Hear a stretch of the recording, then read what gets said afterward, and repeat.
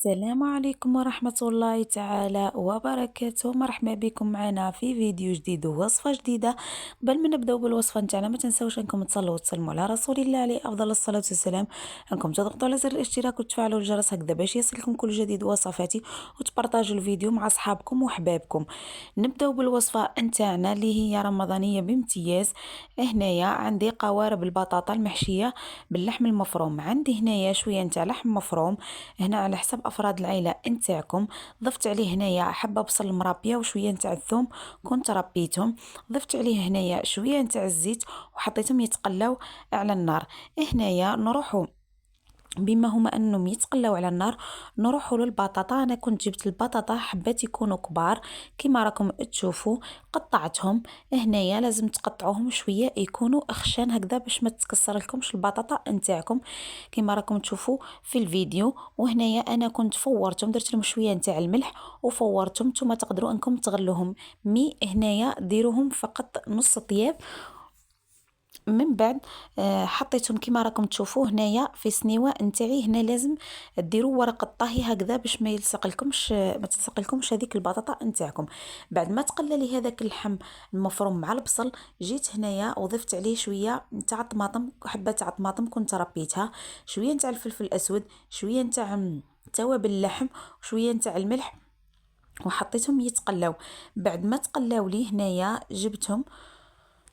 هنايا بعد ما تقلاو لي جيت وضفت عليه هنايا شويه نتاع الطماطم مصبره. هنايا من بعد حطيته رجعته يتقلى، ضفت عليه شويه فقط فنجال نتاع الماء هكذا باش يطيب لي مليح هذاك اللحم. من بعد جبت هنايا شويه نتاع الكزبر قطعته كما راكم تشوفوا وخليته بجيه يبرد لي. هنا في كسرونه حطيت شويه نتاع الفرماج الطري، هنا درت حوالي 2 مغارف نتاع فرماج طري. ضفت عليه هنايا الكريم فريش. هنايا استعملوا الكريم فريش اللي مالفين تستعملوها لازم تكون هنايا بنينه. هنايا ما ضفتش بزاف كما راكم تشوفوا، انا حبيت فقط ندير هكا شغل انموس نتاع هنايا الجبن الطري، فقط اني نذوبوه ونخلوه شويه جاري. من بعد جبت البطاطا نتاعي بعد ما برد لي هذاك اللحم، وحطيت هذاك اللحم من الفوق كما راكم تشوفوا هنايا في الفيديو. هنا علاش قلت لكم ديروها الحبه البطاطا نتاعكم تكون كبيره وعريضه هكذا باش ما يطيح لكمش هذاك اللحم. هنايا كما راكم تشوفوا بعد ما سرتفت كامل هذاك اللحم نتاعي، جيت وحطيت غطيته بقطعه نتاع البطاطا واحده اخرى.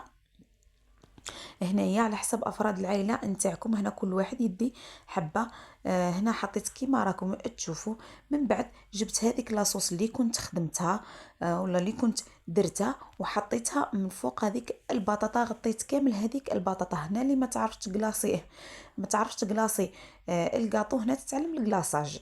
حطيت كامل هذيك البطاطا كيما راكم تشوفوا، عفوا حطيت كامل هذيك لاصوص كيما راكم تشوفوا.